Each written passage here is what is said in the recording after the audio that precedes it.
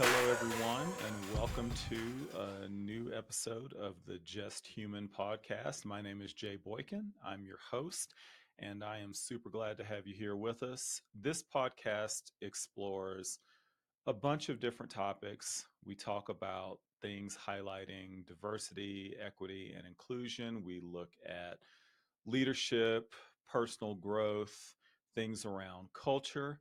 And today we are diving into a topic that is important for everyone, but I'm really focusing on men today, and that is men's health. And how do we take charge of our health? So, whether you are on YouTube or listening on your favorite podcast provider, again, thank you for taking the time to watch or listen, but please be sure to subscribe, leave me a comment, a review, and definitely, if this resonates with you, share it with somebody. So, as I mentioned, we're talking about men's health. And I think that, especially today, I think this has been true for a very long time. But in the hustle and bustle of life, we're all busy. It is very easy to let our health slip way down on the priority list. So you've got work, you've got family responsibilities, and all of the things that come in between that. And it is pretty typical for men to put their self care on the back burner. They may have good intentions, they may have it on their list of things that they're going to do, but often so many other things get in the way and it never bubbles up to the top of the priority list. And I believe that focusing on your health it's not just essential, it is truly vital. Your health is truly about living the best life that you possibly can. So, in this episode, we're going to talk about some very simple, actionable steps that we can take to improve our physical health, our mental health, as well as our emotional well being. And these are not complex, these are not life overhauling changes. These are very practical, and I think that they will fit into your current daily routine, and you can create some new habits that will really enhance your life. Most of these things are also things that I am personally doing. And so let's jump into the top 10 ways that men can improve their health. So, number one, and I believe that this will come as no surprise to anyone, it is you got to move your body daily. So, you don't necessarily have to have a gym membership. You don't have to become a gym rat and spend hours on a treadmill or an elliptical. You don't have to run marathons or anything like that. Moving your body can be as simple as taking a 30-minute walk, doing some yard work, or even taking the time to stretch. There are really many things that you can do that can fall under the category of moving your body, but just recognizing that regular physical activity really does a number on chronic diseases. It boosts your energy, it can help to improve your mood. And so, for me personally, let me share this. I work primarily from home. It is very easy for me to be in my house for days on end, especially in the wintertime. I can go many days without leaving the house. And so the things that I do in terms of body movement are number one, I do take the time to get out of the house and go for a walk. So I may not leave my neighborhood for days on end, but I will take the dog for a walk and just get out of the house and breathe some fresh air. So that's number one. I also have a tonal Tonal workout machine. And now let me say this, I'm going to mention a few things on this podcast today. And this podcast episode is sponsored by no one, but there are a few things that I personally use and that I will recommend. I love my tonal. It, for those that are not familiar with it, it is an exercise device that has LeBron James, who is the celebrity uh, advocate spokesperson for that. And I have my home gym in the room right next to my office. So it makes it very easy to take a moment and jump on a workout. There have been times that I've been on a call and off video, and I will go back and forth between my desk and my workout machine to make sure that I get that done. Half an hour tops. I may couple that with a half an hour walk. So that is part of my mostly daily routine. I'm pretty consistent about getting 4 or 5 days a week. And I think that if you can begin by getting 3 days a week of that type of movement, I think that that will be very beneficial for you. So start small, find something that you enjoy. So again, it doesn't matter what type of movement that you're doing. I go for walks. You might want to go for a bike ride. You might want to do yoga. Maybe you do want to go to the gym and jump into a pickup game of basketball with your friends. So, again, do something and remember that consistency matters more than your intensity. So, working out really hard 1 day a month isn't going to do nearly as much for your body as working out 3 or 4 times per week. So, number two, let's talk about what we eat. And it is very easy. I remember when I was younger, could eat whatever I wanted, didn't matter what type of garbage I was putting into my body. I seemed to always feel good. My body did what I wanted it to do. But now, as I'm older, I am 58, about to turn 59. It is really important for me to think about the things that I'm eating. I can tell a difference now when I eat trash versus when I am focused on eating healthier and having a balanced diet. I also don't think that you have to have a nutritionist. You don't have to have a personal chef. This doesn't have to be very complicated. Just make sure that you're getting some proteins, preferably lean proteins. Make sure you've got some whole grains and that you're taking in some fruit and vegetables every day. The thing that we should all try to avoid, this is really difficult for me, is avoiding the temptation of overly processed snacks, staying away from chips and cookies will go a long way. Now, I'm not going to lie to you and tell you that I don't occasionally have my hand stuck inside a bag of chips. It happens. I am just human, pun intended. But taking the time to have a handful of almonds is definitely way better than a bag of chips.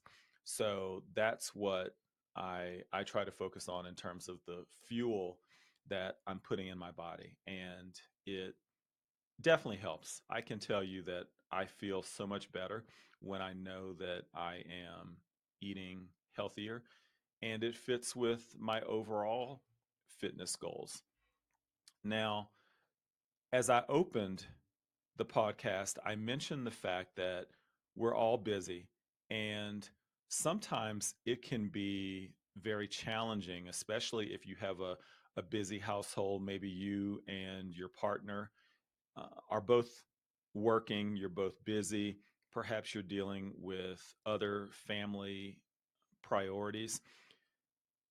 It's very difficult to plan meals and then prepare meals. And so it can be so much easier to just order something and have it delivered to the house, or stop someplace and pick something up. And many times those are not the healthiest of options. There are some things that are healthier than others. But I will say this, one of the things that my wife and I have started doing recently that I enjoy quite a bit is subscribing to some of these food meal preparation and delivery services. So, for example, Healthy Fresh and Dinnerly are two that we use. And again, this podcast is not sponsored by anyone. If you want to get that in front of some folks so that they can hear that I am repping their services and their products, I definitely appreciate that. But the thing that we like about these food prep services is that we have the opportunity to choose our meals, and everything gets prepared. 99 to 100% of the ingredients that you need are in the box, and you have lean proteins, you've got some good starches, and you have vegetables with every single meal. They give you instructions on how to prepare it, and we can work on this together and knock it out within 20, 30, 40 minutes tops. And we've got a very healthy meal. There's a couple of side benefits that we have experienced with this.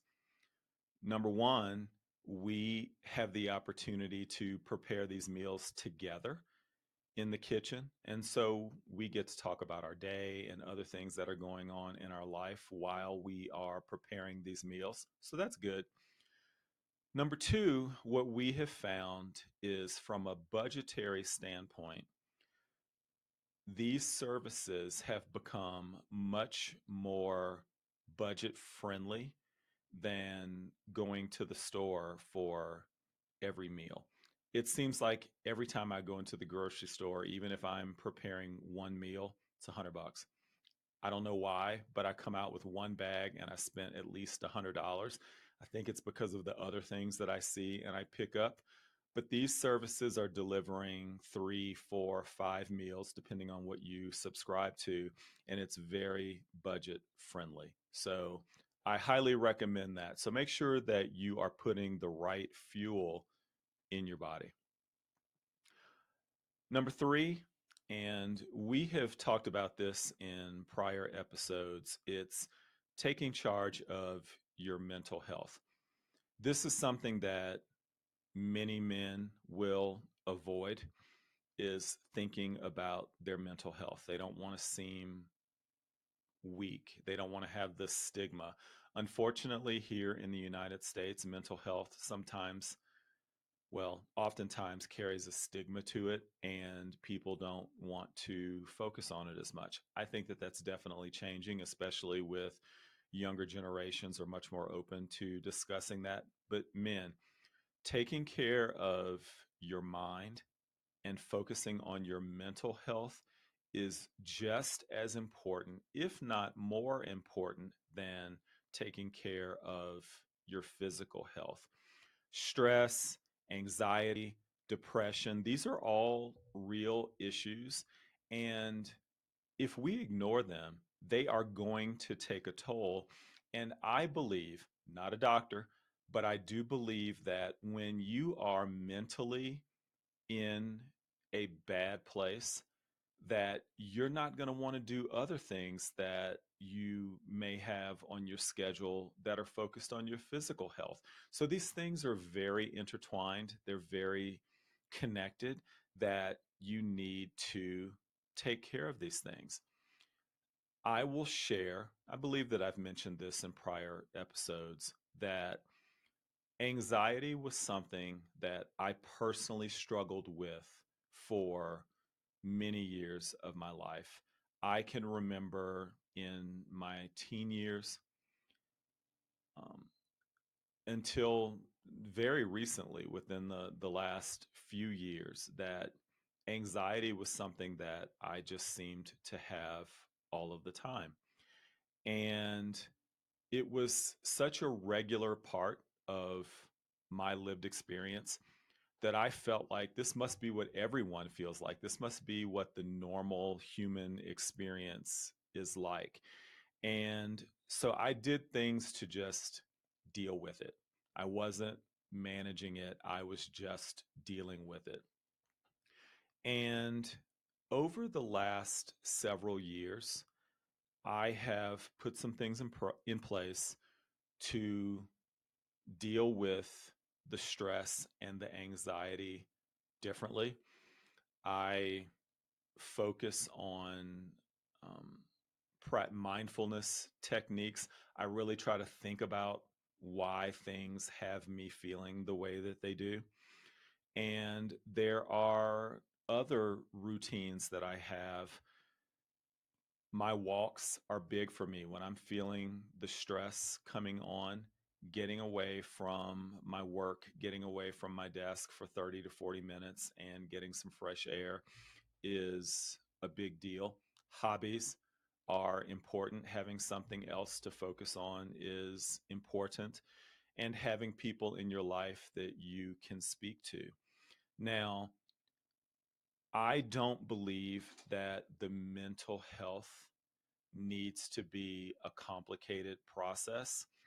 Some of the techniques that I mentioned just previously will be beneficial, but I will say this: if you are someone who is in a place today where you are struggling and you do not know how to properly deal with it and process it on your own, I highly recommend to reach out and get some professional help. Don't worry about the stigmas. And even if you don't want to start off with a physical face to face appointment with a therapist, there are online services. For example, BetterHelp is one that you can sign up for. It's one that I have personally used where you can reach out and within the privacy of your own home, you can set up a Zoom call and have someone that you can speak to. So, again, focus on taking care of your mental health. And if you are listening to this podcast, again, thank you for taking the time to do so. And you want to reach out and talk a little bit more about any of these things, but especially mental health, I'm happy to respond to any of your comments, but definitely don't put this off if you're struggling with something. Number 4 is regular checkups. I believe that men have a tendency to take better care of their cars than they do of their bodies. Men will make sure that their vehicles get oil changes, tire rotations, tune ups, uh, everything that their vehicle needs to continue to go for 100,000 miles plus. But we will not do some of the preventative maintenance that our bodies need in order to keep those going as long as they were meant to go. So, again, schedule a regular checkup. Go and see your doctor, go see your primary care physician. This is something that I have a pact between some of the other men in my life that I'm very close to that we will annually go and get checked out. We'll get our blood work done. We will go see our primary care physicians. I saw my doctor a couple of months ago. He's been my doctor for 25 plus years. I love going to see him because he doesn't pull punches. I remember one time, for those of you that are in that believe in vaccinations. I know that there's some that don't, and that's your right to believe that. My doctor is definitely pro vaccination. I am good with vaccinations. I remember a time when I got the flu. This was probably 6 or 7 years ago. I got the flu twice in one season, but I didn't get the vaccination. And my doctor told me, he's a big hunter. He told me that if I did not get the vaccination the next flu season, that he was going to hide out outside of my house and he was going to put a dart in me from 100 yards to make sure that I got the vaccination. Obviously, he was joking, but I got his point. He wanted me to make sure that I took the vaccination. I've done that. I think that I've only had the flu once since then, since I've been regular with the vaccinations. But again, I do believe that getting these regular checkups is important. You can get an early diagnosis on the fact that anything that might come up that could be wrong. Here's the thing. I believe that many men believe that if I don't go to the doctor and he can't tell me that something's wrong, then nothing's wrong. Well, that's very immature and obviously not true. So make a commitment to your loved ones. Even if you don't do it for yourself, make a commitment to your loved ones to go and get checked out once a year. And oh, by the way, throw in things like going to the dentist and going to the eye doctor if you're able to do that as well. Next is prioritizing sleep. So many of us may struggle with getting quality sleep. I think that sleep is extremely important in our busy, stressful, activity filled days. Our bodies and our minds need to recover. And the only way that that's going to happen is by shutting it down and getting some quality sleep. I think that aiming for between 7 and 9 hours a night is essential. But look, I recognize that life gets in the way. I also struggled during my anxiety filled days. I also struggled with sleep. It seemed like it was a self-fulfilling prophecy that because of the anxiety that I was feeling that I was not going to get quality sleep. And so when I focused on one, the other started to improve. Now, I know that there are some people out there that either believe that they can get by on much less sleep, and I believe it's true. There are some of us out there that don't need as much sleep as others. But generally speaking, most of us do need quality sleep more often than not. And so I believe that quality sleep will improve your mood, it's going to improve your performance. And so I know that when I get up in the morning and I've had a quality sleep, my day starts off so much better. I have the energy to jump right into my workouts and to jump into the workday's activities. So, good sleep is very important. Some of the things that the experts will recommend to help you with your sleep is creating a consistent bedtime routine. For me, that's very important. My wife she can sleep pretty much through anything. Doesn't matter how much stress she's got going on, her body just, it's like flipping a switch. She can sleep. For me, I have to have more of a routine. And so making sure that I limit the time on my phone and other screens before I go to bed. I try to create an environment where I have the opportunity to sort of relax. So I have a book next to my bed, and I read prior to focusing on going to sleep. And the other part of my routine is some people like to listen to calming music. One of the things that I've added to my routine over the last several years is I fall asleep listening to an audiobook. And the thing I listen to fiction. So it's not necessarily anything that I have to think about. It's someone is reading me a story. So it's like I'm getting a bedtime story when I am going to sleep. And here's what I've noticed.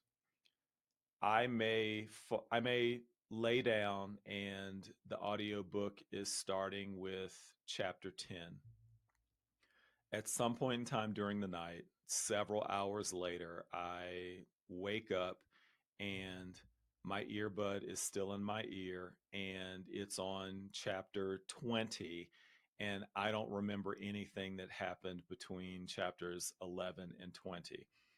That's a great thing. That means that I fell asleep and I stayed asleep during that time.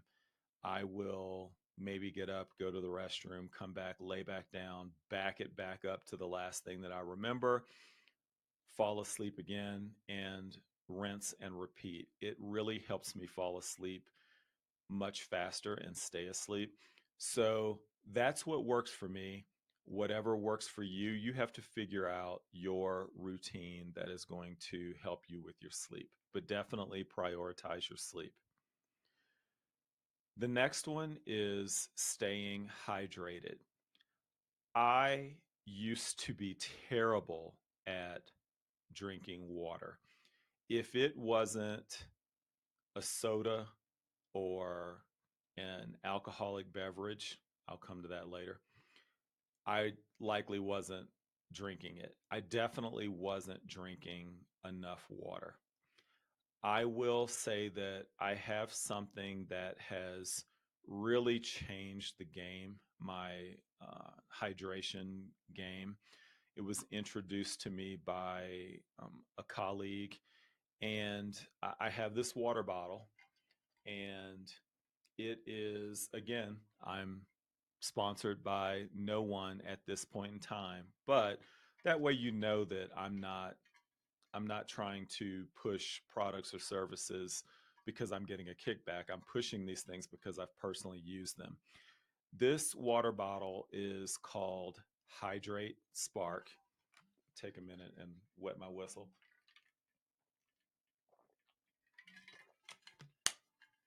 So this bottle is called Hydrate Spark, and it is a digital water bottle. It's got a sensor in the bottom of it. It is connected to an app that works on Android and iOS, and it tracks my water intake throughout the day. It's got a light at the bottom, so every time I drink something and I set it down, it lights up to let me know that it registered that I drank water. If I haven't touched it in a while, it will light up and in an obnoxious fashion and let me know that I need to drink some water. I can set a daily hydration goal. So for me, I target 120 ounces a day, and it will track that throughout the day. It tracks it by hour, so I can see if I'm behind in my day. And then when I get to the end of the day, when I hit the target, it lights up, it does its little digital dance and gives me that affirmation that I got there. And then within the app, it tracks the number of days, the streak that I have going for hitting my hydration goal. And the reason why this has changed the game so much for me is A, I don't have to think about how many glasses of water have I had today. I've got something that tracks it for me. And number two, For those of us that are competitive, and I am definitely competitive, I will even compete with myself. And I like the fact that I can track the number of days that I have consecutively hit my target for drinking water. Now, I will tell you that making sure that I drink that much water, I can tell the difference in many ways. I feel my energy levels are improved, and I think that with my body's biochemistry, without getting too graphic, making sure that I have enough water makes sure that things are moving around the way that they should. So, without going any deeper than that, focusing on your hydration is another vital aspect of your health game. The next one, and we talked about this very recently on an episode of the podcast, is making sure that you have strong social connections. So don't underestimate the power of these relationships. Having the opportunity to get away from your normal routine, connect with other people, have the opportunity to laugh, even talk about things that may be a little bit more serious, but these strong social connections are very important to your mental health, your emotional health, which play a part in your physical health. The next one is managing your stress. I alluded to this a little bit earlier, is finding ways in your busy, stress-filled life to find ways to manage that. Some people will allow it to build up, and that's not the healthiest way to do it. So, again, many of these things are connected. They're, one feeds into and helps another one. So, as you start to think about ways to manage your stress, when you feel those stressful moments coming on, take a minute to just take a breath. Take a minute and try to calm down. That's a great time to exercise. Getting out. When I feel stressed, that's the time that I will get out and go for a walk or hit my home gym. And that will definitely make sure that releases some of that stress. My sleep helps with managing stress. Taking the time to connect with others helps. But here's the one that's been extremely beneficial: taking the time to try to understand what those triggers of my stress are has been pivotal. So when I understand that there are certain things that really bother me and will raise my stress levels to extremely high levels, I'll do my best to avoid those when I can. Obviously, we can't always avoid those, but knowing what those triggers are will help you to manage your stress um, much better. So think about your stress levels. Number 9 on our list of things that men can do to improve their health is, and this may not be an issue for some of you, but limiting alcohol and quitting smoking. So let me start with the second one. If you are a smoker, doing your best to try to cut down at the very least, but to eliminate that altogether. I think that in this day and age, most people recognize the fact that smoking is detrimental to your health, but we also recognize that it is addictive. And so it is not as easy as just setting it down and walking away. I get it. So do what you can to quit smoking. And oh, by the way, vaping, in my opinion, falls into that as well. again, I'm not a doctor. I'm just going to play one on the podcast today. I think that vaping is so new that we do not yet know all of the long term health detriments that we will see from people vaping. Again, I believe that people believe that vaping is healthier than your traditional tobacco products. I don't know if that's the case or not, but both of them are bad. If you can minimize, preferably eliminate your smoking. And then there is alcohol. Again, I recognize that alcoholism is a disease. If you are someone who is struggling with that, you're going to have to get some help. But if you are a social drinker, then limit your alcohol intake to a minimal number of nights and a minimum number of drinks. If you have, a drink or two, a glass of wine or two with your dinner in the evening, I don't think that that is nearly as bad as getting hammered every single night. I think that if you're in that place, then there's a different problem. But cutting back on your alcohol intake and tobacco intake is going to be key to your long term health.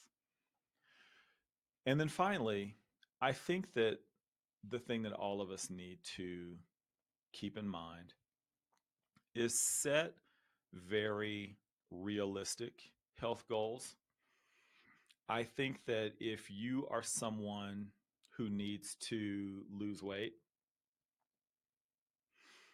saying that you're going to lose 50 pounds in a month, that is likely not very realistic. And when you're not seeing the um, you're not able to hit that goal, then you're going to get frustrated and you're going to go the opposite direction. So set very realistic health goals. Focus on, again, if you're trying to lose weight, focus on 1 or 2 pounds a week. That is much more realistic and much more manageable. If you are trying to start exercising, don't focus on trying to exercise 6 or 7 days a week and becoming a gym rat and trying to get that chiseled um, body. I think that if you focus on just getting started 2 to 3 times per week of doing some sort of strength training, 3 to 4 times a week of some sort of cardio movement type activities, going for a walk, that is going to be much more realistic. And track your progress. Look, most of us, if not all of us, are walking around with devices in our hands constantly that will track our health goals. There are apps on our phones that will track your steps. I mentioned some of the other technology that can track your water intake. There are so many different things that we can use to really keep track of what we're doing. And I believe that probably the best one is to find an accountability partner, whether it is a family member that is in the same house with you. That is way better. I will say that if you have a couple of people who are in the same home together and one is trying to diet and the other one is sustaining their body on potato chips every single day, it's going to be really difficult for the person who's trying to diet and to lose weight. It's going to be much more challenging for them. If you're doing it together and you're keeping each other accountable, it makes it much easier, especially if you are both focused on eating similarly and preparing much healthier meals. So find yourself an accountability partner with some of these things, and someone that you're okay with them giving you a call and saying, "Hey, did you get out and exercise today?" No, I failed today. I took an L today. So I think that tracking those things and having someone that will help to keep you accountable will be very important. So as we wrap up this episode of Just Human, remember that improving your health doesn't require you to be perfect. Start small. Give yourself small, realistic targets and stay consistent. And that's going to add up to more consistency over time. And you're going to find yourself getting to a place that when you're exercising 2 or 3 days a week and you're being consistent with that over time, you're going to increase that to 3 or 4 times a week or 4 to 5 times a week. So it will build upon itself. So here's the challenge that I have for you. This is the call to action as we wrap up. Choose one or two things that we talked about today at a minimum. Pick one or two things from this episode and start there, whether it is drinking more water or just moving a bit more each day. Set that health goal, start the journey there, and leave a comment and let us know what you're going to start with, and let's keep each other accountable over time. So again, thank you so much for tuning in to Just Human. Don't forget to subscribe, and if this resonated with you, if there's someone in your life that you think should hear this, definitely share this episode with that person who could benefit. So until next time, let's commit, let's act, and let's thrive. Take care.